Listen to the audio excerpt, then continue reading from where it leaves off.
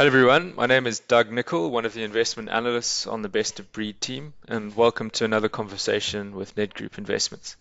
Today I'm speaking to Walter Aylett, CEO and Portfolio Manager at Aylett Fund Managers, who are based locally out of Newlands. The Aylett team manage the Nedgroup Investments Bravata worldwide flexible fund, which is a flexible mandate to invest around the world across bonds and equities with the objective of delivering an inflation plus 5% return over rolling 3 years. The objective of this course today is to talk briefly around the performance of the fund, how it was positioned leading into recent events, and then talking about some of the opportunities that Walter's seeing going forward. Walter, thank you again for joining us today. Maybe you can start off with just talking about the positioning of the fund leading into the recent correction and how the fund has performed. Yeah, so I think nothing's really changed for us in the sense that at Aylett & Co we've always taken a 5 to 10 year time horizon on our investments that we make, and we were basically, as the market afforded us opportunities to invest, we carried on buying what we know. So, typically you change your money investments when the facts change. And for us, facts hadn't really changed much in terms of what we were buying. Of course, the downgrade happened, but I think that was in the price already. And also, as I said, that, the virus, we didn't expect it to go global. And it's exactly what happened. But it didn't really change our actions in the sense that, we've been saying for quite a while that the portfolio is cheap and that we would continue to buy what we know. The rational thing is to buy companies or assets that if you thought they were 200 Rand and they're now 100 Rand, and that's before the crisis, you were buying at 100 Rand and now suddenly they go to 50 Rand. And you're kind of aware that it's got nothing to do with the asset you're buying. It's more like a global thing. There's fear in the market. The world's changing. And the earnings power of the business hasn't really changed over 10 years. And the value's intact. The facts haven't changed significantly enough to change the investment case. So we executed on what we know. You buy even with more safety now, because not only has the price come down, but over the last 6 months, your information has improved. So the risk of the asset is getting less. It's the risk of overpaying. So what we did the last 3 months was continue to buy what we know. The only big difference was, as I said in the past, is that bonds for us as an asset class was a no-no globally. And when South African bond markets went from about 8% to 10 to 11%, for us it made no sense. And you had to ask yourself, fundamentally, is inflation an issue? We didn't think so. The US bond market, which is kind of the benchmark for bond markets around the world, was strengthening. In other words, the price was below. The yield was below 1%. We thought our country was in better shape than 2 years ago politically, and the tough financial decisions that government would have to take would be easier now, and that the downgrade that had happened was kind of baked into the price already. This was something that had been spoken for many years, last 2 to 3 years, and all that the virus did was speed up the process. In some respect, I can't help thinking we should have been downgraded 2 years or 3 years ago. Maybe with Zuma that would not have been a good thing. And we are definitely better led today than before. And maybe we couldn't do it 3 years ago and we were right on the precipice. Now we're 3 to 4 foot away from the precipice. And some of the tough decisions that government have to take, like close SAA and some of the other SAEs, and get rid of, keep your salary increase bill flat instead of increases, and keeping your job is probably more important than demanding a salary increase. So I think the jobs got a little bit easier for government in that respect, but of course unemployment is going to go through the roof and your tax revenues are going to go down. So overall, 51% of the portfolio is in 6 assets, which is namely Renet, Berkshire Hathaway, the 186s that I spoke about, Melco, Berkshire Hathaway, I think, and then Transaction Capital and RB Platts. And if you think of Renet is 2 companies, which is BAT and Pension Fund Corp. So I feel very, very comfortable with the position of the portfolio at the moment. I don't think anything's changed in that respect. So the only thing that really has changed is the rand has weakened, and I think it's a risk-off currency at the moment. And when it risk on, risk off, it appreciates or depreciates. Can it weaken? Sure. I think if Cyril got sick or something happened to him, or this virus got completely out of control, and if some of the unintended consequences of the lockdown are more severe, the rand could weaken. But if I think of where the funds are today, 51% is in those 6 assets, but only 30% of Bravata is in local South Africa. In other words, assets that face inwards. I don't regard RB Platts as a South African company. It's a dollar revenue, rand cost business, which is actually a nice place to be if the rand weakens. And the other nice position in the SA equity fund is Transaction Capital, and it's quite an interesting business because it's obviously 2 parts of it.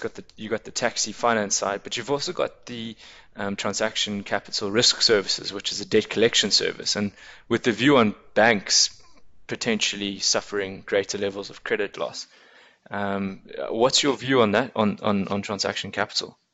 Well, just bear in mind that Transaction Capital is a company that can make money with its balance sheet and with its income statement. It's similar to a bank, but let's just think about, first of all, funding. So if you think of, if bond rates are at 9% at the moment, they were 8 before the cross. I'm talking about the 186s.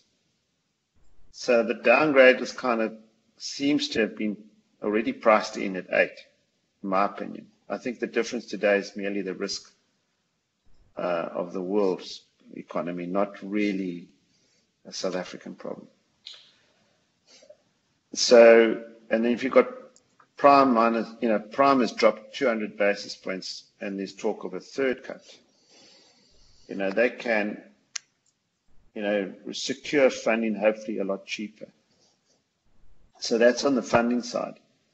And then if you think of the revenue side, one thing that is essential is this taxi industry. And taxis are not going to go away. I don't know how you stop people getting into taxi because of the virus. They'll just have to be more careful. It's just the way it is. You're not going to put 7 people in a taxi if you could take 15. The taxis just can't afford that. So the taxi industry will recover. And people have to be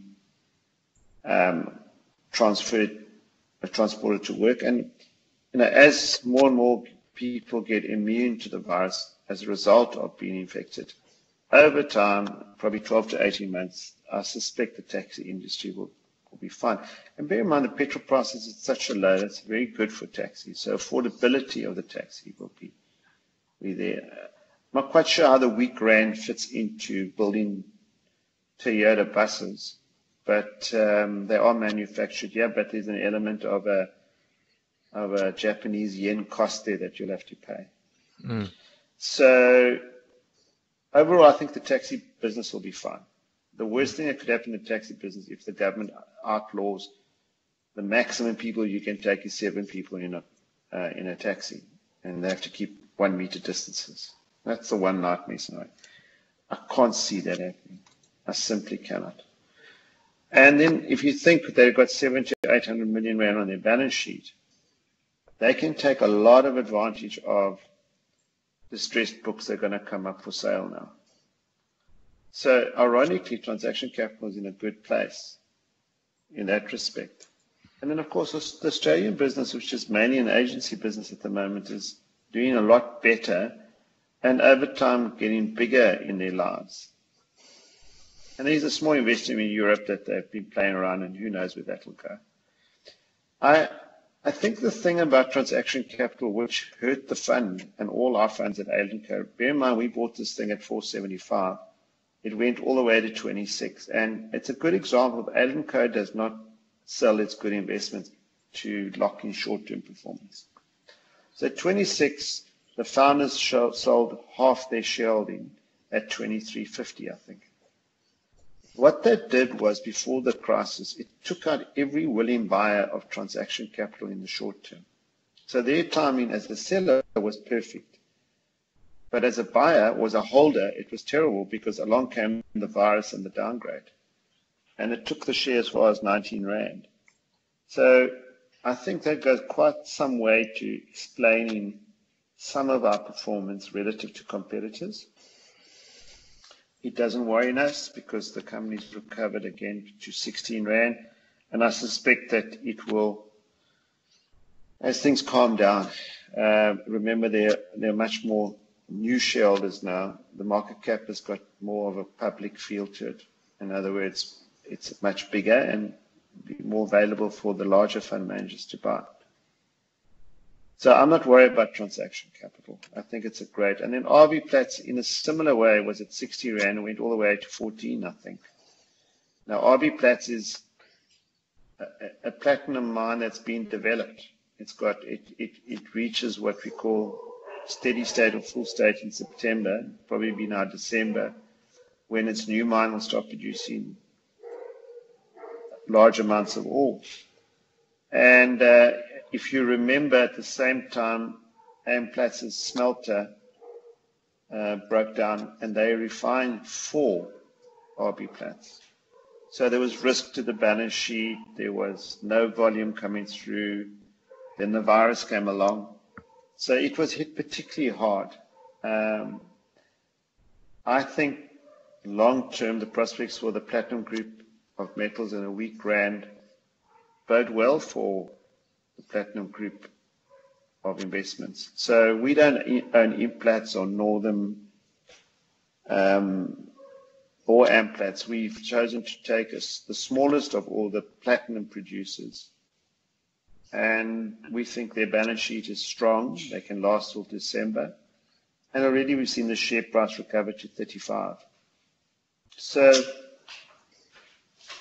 I think as the market starts calming down and starts looking for good businesses, why pay a high P for Amplats when you can get more earnings out of a company like RB Platts? I mean, just think about the step back. The platinum industry has been, as you know, for the last 6 years, was fixing itself. It started with the Americana riots and deaths, had a terrible relationship with government and trade unions, terrible capital allocators. In other words, they dug more holes. They didn't kind of act in a competitive way. They just always adjusted the platinum price for when the dollar, the rand weakened. That's all changed. All those things have reversed.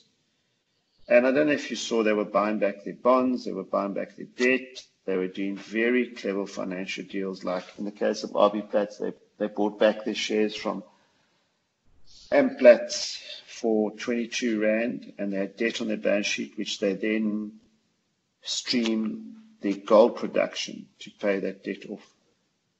So and then Implats, I think, bought back some of its convertible debt, as well as Northern. And then, so it's not inconceivable that RB Platts in 3 years' time is at full production.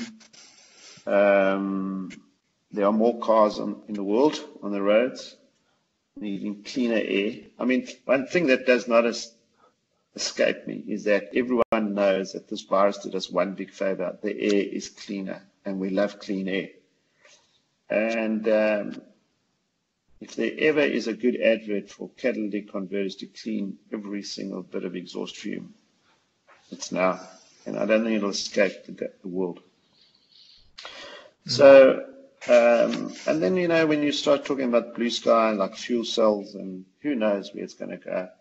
But energy will be required for the rest of our lives, and maybe we'll be using fuel cell technology, which needs large amounts of platinum.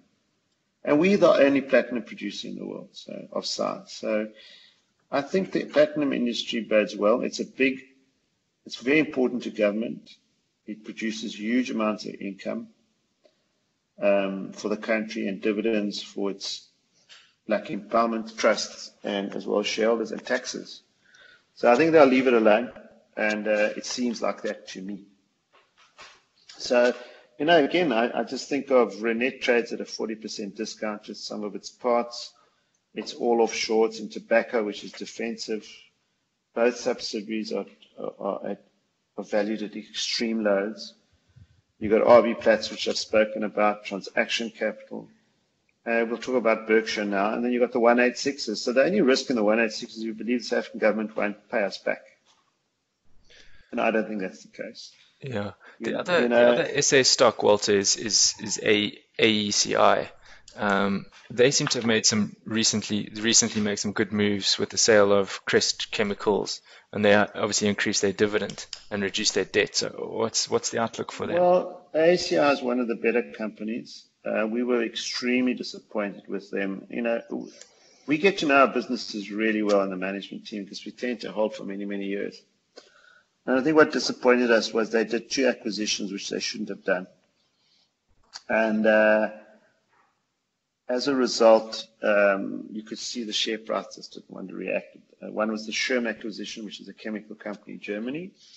And then Much Asphalt, which is a company that makes bitumen for the roads. And but once they'd realized they'd made a mistake, they had used debt to buy these 2 things. In hindsight, buying, where the rand is, they did well to buy Schirm at those levels, but I don't think in euros it's doing that well. But as well as they expected, and there's not operational issues, it just takes time to build that business. And asphalt seems to slowly be coming right again. So I think the major priority was reduce debt, which is what they've done. This was also a company that couldn't buy back its shares because of some tax issue they had should they cancel their treasury shares, and you couldn't buy any more shares until they cancelled the treasury sale. So it was like a catch-22 situation. We understand that's now been resolved, and that with approval, and they will be able to cancel those shares without a tax liability, which means they can then go back into the market and buy shares when circumstances are fair to predict. They're not going to buy shares in this market, with all the concerns that they have, like we all do. So it's a great asset. It does particularly well with the weak rand because its customers are really the miners. 60% of ACI is mining. So they use explosives and chemicals which they supply. Their chemicals are dollar priced. So they tend to do well with a weakening rand over time. Highly cash flow generative. I think also selling some of their non-core assets or agency type businesses to reduce debt and remain focused is a good thing. And so to own, I think 3% we have in ASA, so you can add that to the 51. I'm just busy checking for you. ACI is it's just under 3%, so there's 54% of which, and that 3%, roughly half is dollar revenue if you think of explosives into Africa and South Africa and in Australia and Indonesia. And then it's got some nice new investments in the food and water industry. In other words, making water cleaner and adding additives to food. So good company run by a good management team, very good management team. And as always, the risk is keeping that management team. So I like ACI. It's a core holding for all our funds. Mm. And turning our attention to some of the international stocks, Berkshire Hathaway is on the top of the list. It's the second biggest holding in the fund, and I guess there's a lot of talk at the moment around Warren Buffett, whether Warren Buffett's going to be deploying his 128 billion cash pile. What are your thoughts on that? Well, in the short term, uncharacteristic, Warren Buffett's been very, very quiet. I'm not sure why. Yes, Um, I've noticed that. I mean, it's just, in the past 10 years, he's been exceptionally vocal. Maybe he's doing something big and he doesn't want to be accused of any inside trading. Maybe he's not well. I don't know. But, the thing with Berkshire, he has warned you consistently that Berkshire is a big animal. It's hard to grow.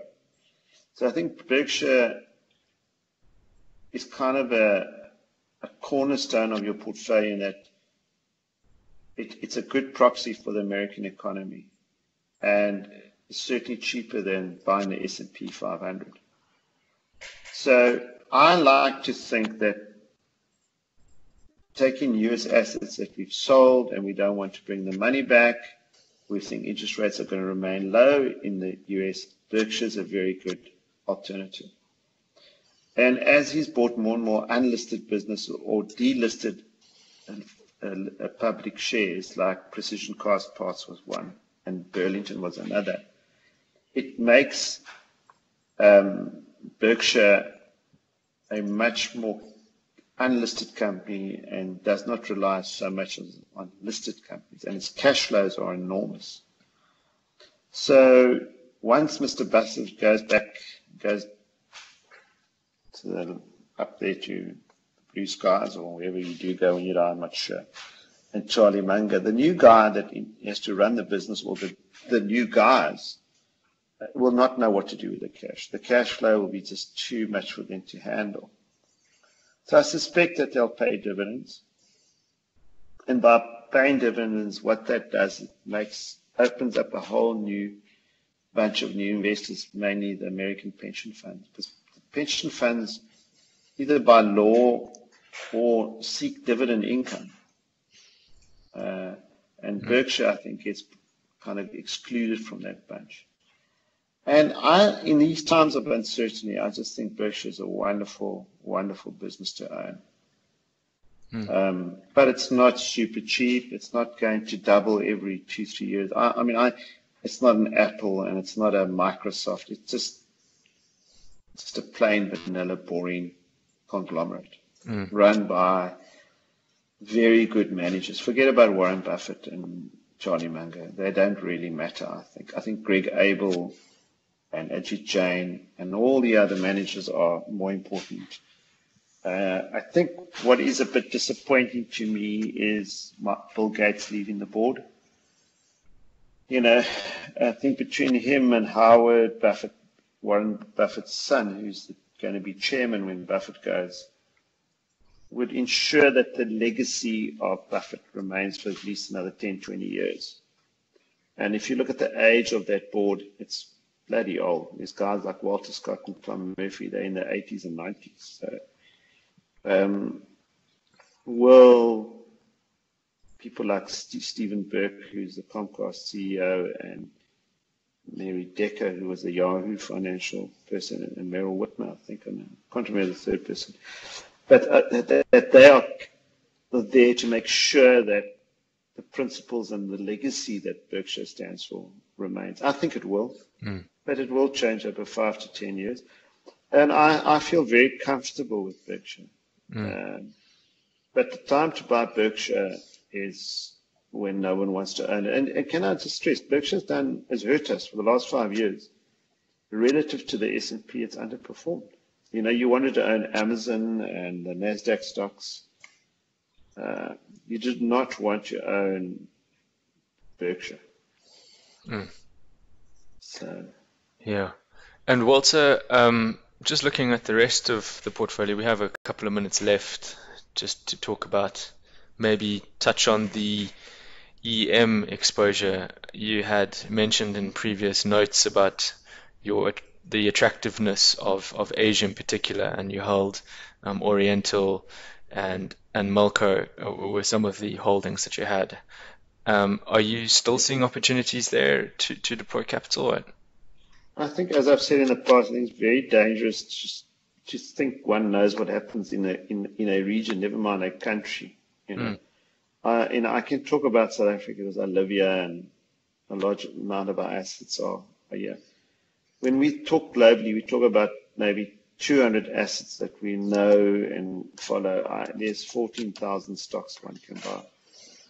So what attracts me just fundamentally about Asia is that I think consistently, time and time again, they tend to surprise me on getting on with it. And I don't only mean China, but even Japan and South Korea, Malaysia, Indonesia, Australia, and as well as Thailand and Hong Kong, can I say, Taiwan. They just get on with it. Yes, they suffer from this like pride type thing, saving face, and they're but they're exceptionally hardworking, well obedient. They follow government. If they have, from a religious point of view, they fundamentally believe life will be better, so they get on with their lives, in general. And I'm now being very subjective. Whereas the Western world has got a lot of people always disagree. It's a good thing, but mm, so what I like about Hong Kong, it's been out of favor for about 2 to 3 years. I think it does benefit from China growth. And the two assets we own there, which is a casino, highly regulated. The information is very good. Melco is run by Lawrence Ho, who we think is a very, very capable operator. And at $12, that just didn't make sense to us. We think it's worth $30. So it was 21, 22 when the sell-off happened. And we added to it. mm. One can build in a lot of blue sky in for Melco. But I think over 10 years, you'll be just fine there. I hope the Japanese casinos kick in and Melco gets a casino. I think they'll be blown away by the growth there. And I'm not too worried about Melco as a business. It doesn't have debt issues in the sense that it only has to pay its debt in 5 years' time. It doesn't have covenants. It doesn't seem to have any restrictions. So, look, it's still Hong Kong, China, Macau, but I don't think we're paying for any risk there. Mm. And then Oriental basically is a liquidation case. If you had to liquidate the company, you get back 100% of your money, plus another 100%, because it's got so much cash and buildings. You're not paying for the business or the stock, which is Rolex watches. So, I suspect this year will be terrible for luxury watches. But it will recover. Remember, this is an industry that's been challenged for 3 to 4 years because of government policy in terms of gifting watches and also high rentals in Hong Kong. That's all changed, So this is a company that gives us the cash back in terms of, say, maybe 15% per annum in dividends and specials. And should people start buying watches again, and we've got an option on the growth of the business, run by second generation owners. So I like those two companies. They make us a significant part of our funds. And then, of course, we've got a stake in Longleaf Asian Fund, which is run by Ken Saizan, a lot different to the way we think. Like, for example, we owned SoftBank and sold it because we weren't happy with the owner, Masayoshi Son. And basically, those concerns are starting to come back in our favor. But Ken would buy SoftBank and Tencent or Prosus or Naspers. We just can't get to that. So, and I think he's quite a good fund manager. So we've given him some money to look after for us, and he'll invest in stuff that we don't normally would invest in. And of course, he's on the ground there, and it's a nice way of us getting to know what's happening there. Mm. And Walter, before we end the call, are there any parting words that you would like to say to investors? Yeah, like as I said in my quarterly fact sheet that I've sent to you is I don't know what the future holds. I certainly believe in what we do at Aylett & Co. as an investment philosophy and process that we follow. The assets that we have, I believe, will be around in the next 5 to 10 years and will produce very, very good returns. I've said that for 2 years now. It's just, I think they got better. And we have only got about a 30% South African exposure, which is on good South African assets. And I also think that South Africa is on the mend, and the tough love that needs to take place will happen.